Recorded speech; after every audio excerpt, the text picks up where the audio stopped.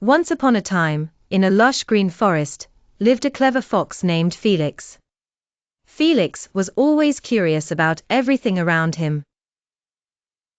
He liked to call himself intelligent, which means being smart and understanding things easily. Felix believed that intelligence was about knowing how to solve problems quickly. One sunny afternoon, Felix was meandering through the forest when he encountered a wise old owl named Olivia. Olivia lived high up in an ancient oak tree. Although she did not wander as much as Felix, Olivia had her own way of knowing things, by observing and listening. "Hello, Felix," hooted Olivia as she watched him approach. "You seem deep in thought. What intrigues you today?"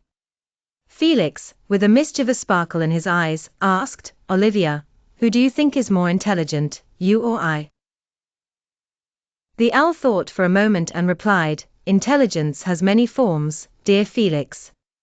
It is not just about solving puzzles quickly, but also about understanding the consequences of actions, learning from others, and sometimes waiting patiently to see the bigger picture."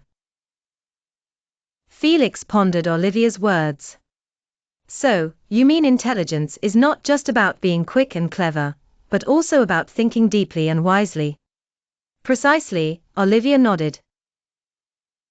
"For example, when the trees stop bearing fruit in winter, rather than searching frantically, I observe other animals and learn how they find food or save it for these times." Felix realized that while he was quick and clever, Olivia's wisdom and patience taught him new aspects of intelligence. From that day onward, Felix visited Olivia regularly, understanding the many shades of intelligence. He no longer prided himself only on being quick, but also on learning from others and thinking ahead. Their friendship grew, and Felix became known as the cleverest, yet humblest fox in the forest. Olivia continued to share her wisdom with other animals, teaching them that intelligence is not just in the mind, but in the heart too. And so, in the heart of the forest, intelligence blossomed, thanks to a clever fox and a wise owl, each teaching the other and learning together. In the heart of the dense evergreen forest, there was a wise old owl named Oliver. Among all the creatures that populated the forest, it was said that Oliver possessed great intelligence. One sunny afternoon, a chirpy little squirrel named Sam was gathering acorns. Sam had heard tales about Oliver's intelligence, and was curious to know what it truly meant. So, he scurried up the gigantic oak tree where Oliver resided. "Oliver," squeaked Sam, "everyone says you're the most intelligent in the forest. What does intelligence mean?" Oliver, who was perched comfortably on a sturdy branch, opened his large, thoughtful eyes. "Our intelligence," he began with a tone as calm as the gentle breeze, "is the ability to solve problems, understand things, and learn from experience. It's about using your mind wisely." Sam scratched his bushy tail, attempting to grasp Oliver's words. "But how do you use it? Can you show me?" Just then, a frantic frog named Freddie hopped into view, exclaiming, "Oh no, I've gotten myself into a muddle. I've lost my way back to the pond." Oliver, with a gleam in his eye, said, "This is a perfect time to demonstrate intelligence." He fluffed his feathers, then asked Freddie a series of questions about his surroundings and how he got there. By piecing together Freddie's answers, Oliver methodically retraced the frog's path, and guided him back towards the pond, taking note of landmarks and familiar scents that Freddie recognized. Sam watched in awe as Oliver helped Freddie find his way, realizing that intelligence wasn't just about knowing facts, it was about understanding, listening, and finding creative ways to solve problems. As Freddie hopped off with gratitude, Oliver turned to Sam and said, "Remember, Sam, intelligence is like using your eyes to see things that others might miss." Sam thanked Oliver and returned to his acorn gathering, his mind now buzzing with a newfound understanding. As days passed, Sam tried to use his own intelligence, finding clever hiding spots for his acorns and helping his friends navigate the forest. In the evergreen forest, after that sunny afternoon, not only did everyone know of Oliver's intelligence, but they started to discover their own, thanks to the wise owl with a heart full of wisdom. Kazuki lay in his darkened bedroom, surrounded by endless sketches that spoke of dreams dreamt, but not achieved. The room was thick with the silence only night knew how to bring. Yet, his mind was far from quiet. Each sketch represented an ambition, a wish for something beyond ordinary, beyond mediocre. He lay there, eyes tracing the familiar patterns on the ceiling. Somewhere within the restless stirring of his thoughts, the longing surfaced.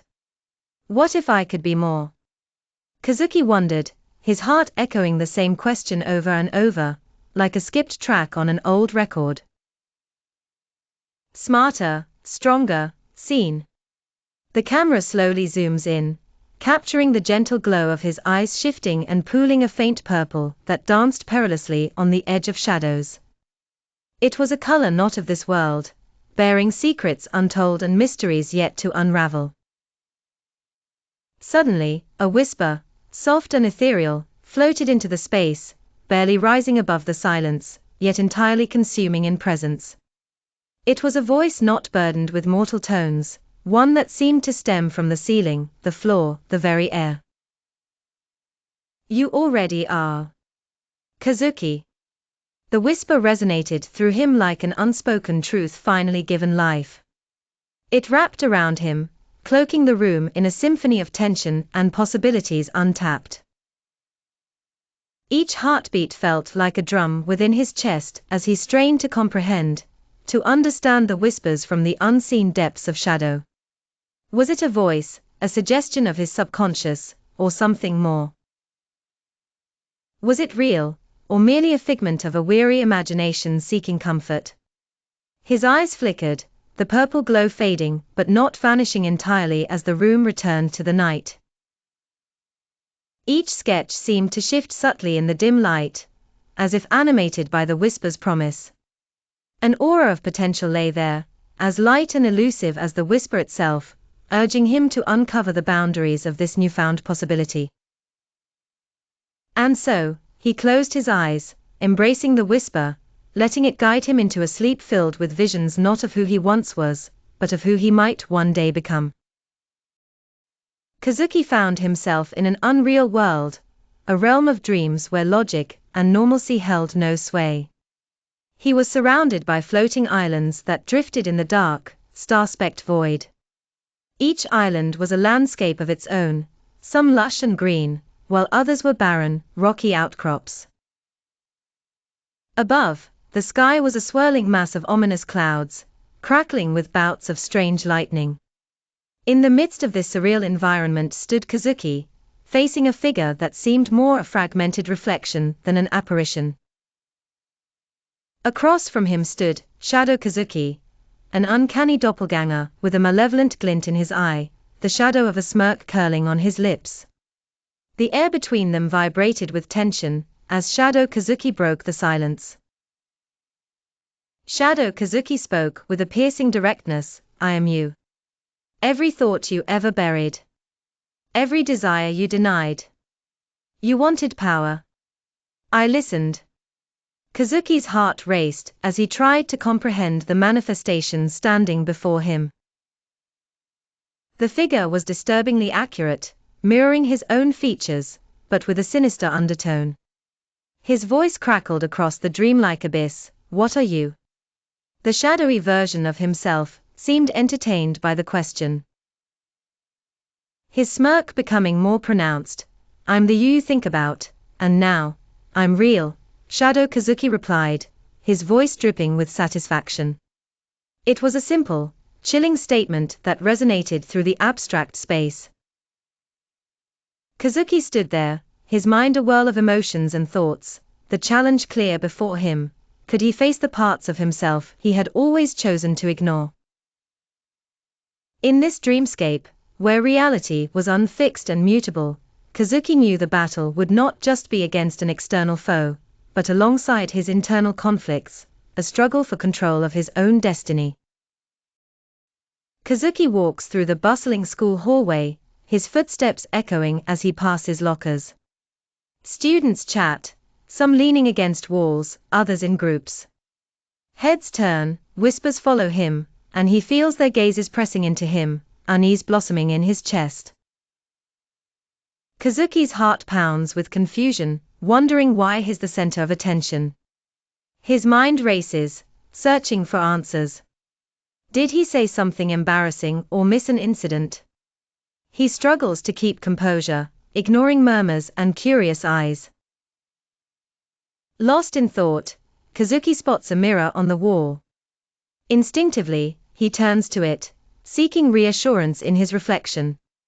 But his heart skips a beat, as he sees his eyes glowing, casting an ethereal light. Panic flickers across his face as he turns away from the mirror abruptly. He clutches his backpack straps tightly, willing himself to stay calm.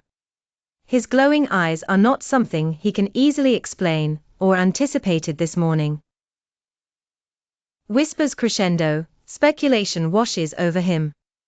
Kazuki knows he must find answers quickly, perhaps a place to hide or someone to confide in. For now, he must navigate the day's challenges, his mind a whirl of uncertainty. Despite the turmoil, Kazuki continues down the hallway, each step heavier, every glance a reminder of the mystery he embodies. He wonders if this will be the new normal, and who he can turn to for help.